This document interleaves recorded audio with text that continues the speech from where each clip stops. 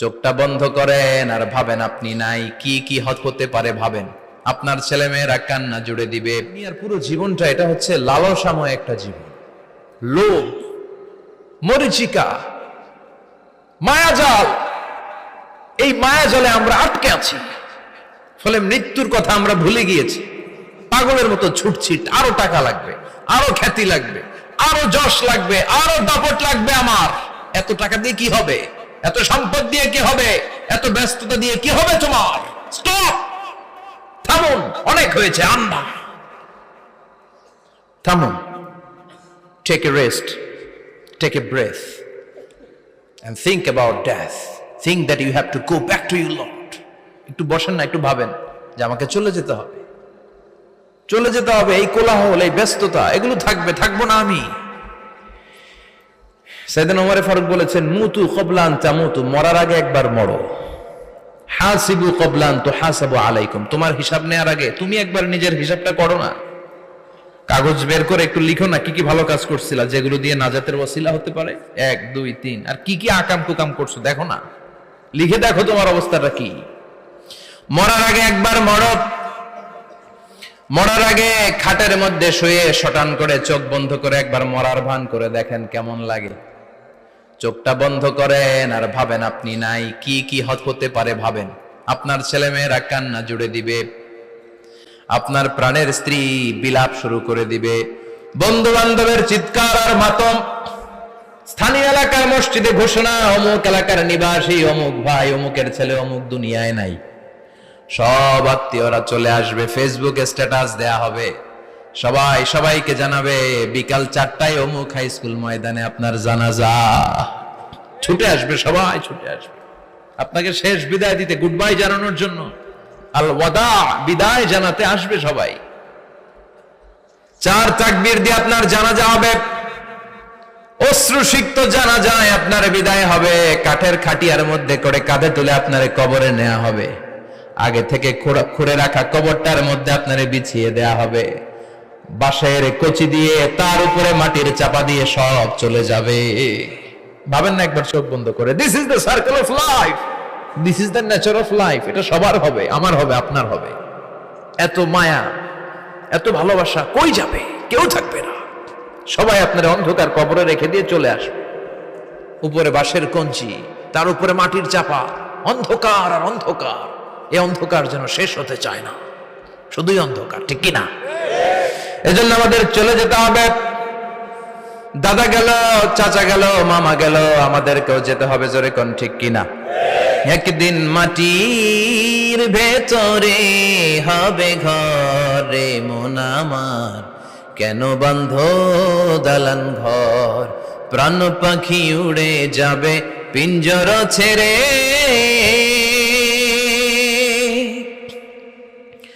ধরা ধামে সবই রবে, তুমি যাবে চলে, বন্ধু বান্ধব যত, মাতা পিতা যারা সুত, সবই হবে তোমার পরে, মন আমার কেন বন্ধ দালান ঘর, একদিন মাটির ভেতরে হবে ঘরে মন আমার, কেন বন্ধ দালান ঘর, ঠিক কিনা? সব করে থাকবে, চলে যেতে হবে আমাদেরকে। এজন্য আখিরাতের কথা যেন আমাদের স্মরণ হয়। বিশ্বনবী বলতেন, নাহাইতুকুম আন জিয়ারাতিল কুবুর, আমি তোমাদেরকে কবর জিয়ারত করতে আগে নিষেধ করতাম, কিন্তু এখন নিষেধাজ্ঞা প্রত্যাহার করে নিলাম। এখন সব সময় তোমরা কবরের সামনে যাবা আর জিয়ারত করবা। কবরস্থানে জানতো বড়ুয়া কৃষ্ণপুরের এই গ্রামের কবরস্থান আছে কোন দিকে? পূর্ব দিকে আছে, গোখরার জলের ওদিকে। যান আপনারা, একটু যাবেন, একটু গেলে আখিরাতের কথাটা স্মরণ হবে। ওখানে ছোট শিশুরা শুয়ে আছে, কিশোর যুবকরা আছে, আপনার মতো তাগড়া যুবক মুরব্বীরা আছে। এরা এই এলাকায় থাকতো, এরা আকাশ থেকে নেমে আসে না, এই এলাকার সন্তান, আজ নাই। একটা সার্টেন পিরিয়ড শেষে আপনিও থাকবেন না। This is the nature of life, this is the circle of life. ছোট্ট শিশু হয়ে এসেছিলেন, শৈশব, কৈশোর, যৌবন, প্রৌঢ়ত্ব। আগে ছিলেন সিঙ্গেল, বিয়ে করে হয়ে গেলেন ডবল। এরপরে আল্লাহ আপনাকে একটা মেয়ে দিল, এরপরে মেয়েকে বিয়ে দিয়ে শ্বশুর হলেন, এরপরে ওই মেয়ের ঘরে সন্তান হতে নানা হলেন। আর কতদিন? অনেক দিন হলো তো, অনেক লম্বা সময় পেয়েছেন আপনি। Think about death. এবার যাওয়ার কথা ভাবেন, আখিরাতের সামানের কথা ভাবেন, ফিরে যেতে হবে। কি শক্তিশালী যুবক, বার্ধক্য চলে আসলে লাঠি ছাড়া চলতে পারে না। কুচকুচে কালো দাড়ি সাদা হয়ে যায়, দাড়ির শুভ্রতা, বয়সের ভার, রং ধরা যৌবন জং ধরে শেষ, ঠিক কিনা? This is the circle of life. যুবক ভাইরা, এটাই জীবন, চলে যেতে হবে, কেউ থাকতে পারবে না, ঠিক কিনা? এটা রিমাইন্ডার আল্লাহ এই সূরার ভেতরে দিয়েছেন যে তোমাদেরকে ফিরে যেতে হবে। এই লোভ লালসা ছেড়ে দাও। রব্বুল আলামিন বলেন, আলহাকুমুত তাকাসুর হাত্তা যুরতুমুল মাকাবির। ও গোলাম, দুনিয়ার সম্পদ, লোভ লালসা তোদেরকে পাগল বানিয়ে দিয়েছে। এই লোভ পাগলামি কোনোদিন তোদের থামবে না যতদিন না তোরা কবরে ঢুকবি, ঠিক কিনা? কার কথা?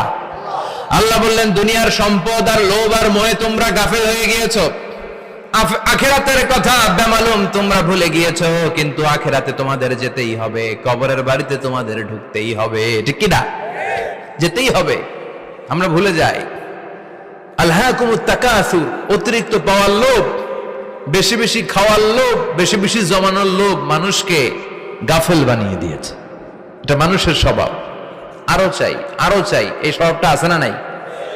দেখবেন ছোট বাচ্চারা মসজিদের দোয়া অনুষ্ঠান শেষে জিলাপি দেয় না? বড়ে কৃষ্ণপুর কি দেয়? আগে বাতাসা দিত না, এখন কি দেয়? জিলাপি দেয়, মিষ্টি দেয়। তো মসজিদের 2-3 গেট থেকে যদি দেয়, ছোট বাচ্চারা দেখবেন এদিক দিয়ে কয়েকটা নেয়, নিয়ে আবার ওই গেটে লাইন ধরে। ওর হাত হলো ছোট হাত, ওর হাত ভর্তি জিলাপি, আর নেওয়ার জায়গা না, এরপর আরেক জায়গায় লাইন ধরছে, আরো লাগবে, আরো লাগবে। এই আরো আরো আরো চাই, এই স্বভাবটাই মানুষকে কুড়ে কুড়ে শেষ করে দিয়েছে। এত লাগবে কেন তোমার? চাহিদার কোনো শেষ নাই। Unlimited demand of human being. যার আছে বেশি তার চাই বেশি। যার সাইকেল আছে তার হুন্ডা চাই, হুন্ডা আছে তো প্রাইভেট কার চাই, প্রাইভেট কার আছে তো প্লেন চাই, প্লেন আছে তো হেলিকপ্টার চাই, হেলিকপ্টার আছে তো ওইটা চাই, ওইটা আছে তো সেটা চাই, ঠিক কিনা? এলাকার মেম্বার যে হয়েছে চেয়ারম্যান হতে চায়, আছে না নাই? চেয়ারম্যান সাহেব এমপি হতে চায়, আছে না নাই? এমপি সাহেব মন্ত্রী হতে চায়, আছে না নাই? মন্ত্রী সাহেব প্রধানমন্ত্রী হতে চায়, আছে না নাই? কিন্তু এই দেশে সুযোগ নাই। কথা কন। এই দেশে প্রধানমন্ত্রী সিলেক্টেড। 2-3 জনের বাইরে কেউ প্রধানমন্ত্রী হতে পারবি না, ঠিক কিনা? আমার এই জীবনে তো আমি 2-3 জনই দেখলাম। বেগম খালেদা জিয়া, মাননীয় প্রধানমন্ত্রী শেখ হাসিনার ছোট্টবেলা দেখেছি এরশাদকে, আমরা তখন ছোট। তো মানুষের চাহিদার কোনো শেষ নাই, যার আছে বেশি তার চাই বেশি। এজন্য বিষ্ণু বলেছেন, উনজুরু ইলা মান হুয়া আসফালা মিন, তোমার চেয়ে যে খারাপ আছে ওর দিকে তাকাও। ওয়ালা তানজুর মান হুয়া আ'লা মিন, তোমার চেয়ে যে ভালো আছে ওর দিকে তাকায়ও না, তোমার চেয়ে যে খারাপ অবস্থানে আছে ওর দিকে তাকাও। অনেকে নিজের অবস্থান নিয়ে সুখী না, এরকম আছে না নাই? আল্লাহ আমার এটা দিল না রে, ওইটা দিল না রে, পাইলাম না রে, কিচ্ছু হয় না, কি করব জীবন, হতাশ। আসলে আছে কিন্তু অনেক, কিন্তু শুকরিয়া নাই, ডাকাত, ঠিক কিনা? নিজের অবস্থান নিয়ে সুখী না, কিন্তু অনেক লোক আছে তারা আপনার অবস্থানে পৌঁছতে চায়। তাদের দিকে তাকিয়ে দেখেন, আপনি যে অবস্থানে আছেন এই অবস্থানে পৌঁছাটা অনেকের কাছে স্বপ্ন। তারা প্রতিনিয়ত সংগ্রাম আর স্ট্রাগল করে যাচ্ছে আপনার অবস্থানে পৌঁছতে, আর আপনি এটা নিয়ে সন্তুষ্ট না। শেখ সাদির নাম শুনেছেন? বালাগাল উলা কাশাফাত দুজা, এই কবিতাটার রচয়িতা ইরানের বিখ্যাত এক কবি। উনি একবার আর্থিক সমস্যার মধ্যে দিয়ে সময় কাটাচ্ছেন, টাকা নাই, পয়সা নাই, পায়ে দেওয়ার মতো জুতা নাই। উনি খুব দুঃখ পেলেন, হায় রে, আমি ইরানের এত বড় কবি, আমার পায়ে দেওয়ার মতো জুতা নাই। দুঃখ ভরা মন নিয়ে রাস্তায় হাঁটতে বেরোলেন। হাঁটতে হাঁটতে হঠাৎ দেখলেন একটা লোক শুয়ে শুয়ে কাঁদছে, ওই লোকটার 2টা পাই নাই, পাই নাই। উনি সেজদায় পড়ে গেলেন, আল্লাহর কাছে ক্ষমা চাইলেন, আল্লাহ অনেক দিয়েছো, শুকর আলহামদুলিল্লাহ। এজন্য যেই পরিস্থিতিতেই থাকি না কেন আমরা কি পড়বো? জোরে বলেন, কি পড়বো? এজন্য কানাতু মিনাল ইসলাম, অল্পে তুষ্ট থাকার নাম হলো ইসলাম। সম্পদ লাগবে কিন্তু সম্পদের পাহাড় লাগবে না, ঠিক কিনা? অল্প খান, অল্প পড়েন, অল্প জামান, অল্পের ভেতরে বরকত ঢুকাইয়া দিছে কে? দেখবেন যাদের সম্পদ অল্প তারা সুখী বেশি।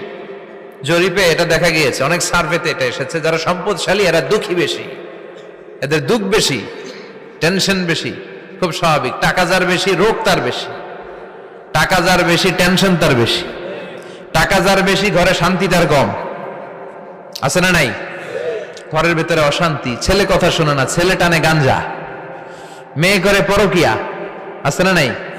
স্ত্রী কথা শুনে না, ভালোবাসা নাই, ঘরটা জাহান্নামের টুকরা। রোগ বালাই, এক একটা হসপিটাল বিল পরিশোধ করতে মাসে 5 লাখ 10 লাখ। আছে না নাই? কিছু খেতে পারে না, ডাক্তার একেবারে ডায়েট মেনু বেঁধে দিয়েছে। ডায়েট, ভেরি ডায়েট মেনু, এটা এটা এটা এটা কিছুই খাবেন না, শুধু গরু খাবেন না, খাসি খাবেন না, চিংড়ি খাবেন না, খালি ঘাস খাবেন। ইচ্ছে মতো ঘাস খাবেন, মানে ঘাস জাতীয় যত আইটেম আছে সব খাবেন, শাক খাবেন, সবজি খাবেন, সালাদ খাবেন। গরু, চিংড়ি, মুরগি, গোশত, ইলিশ কিছু খেতে পারে না।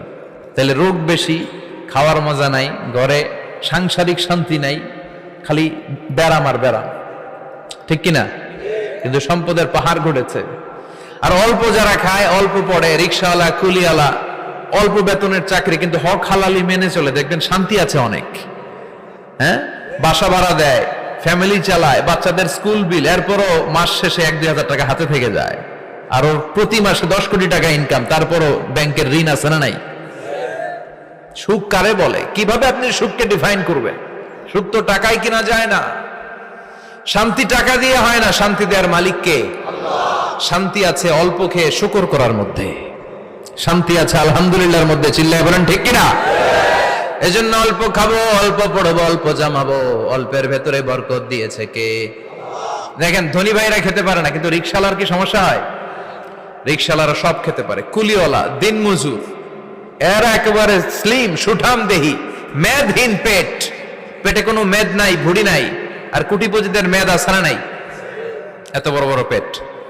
ঠিক কিনা? আমাদেরও পেট আছে, তবে হালাল পেট, এটা হারাম টাকা দিয়ে এই ভুড়ি বানাই নাই আমরা।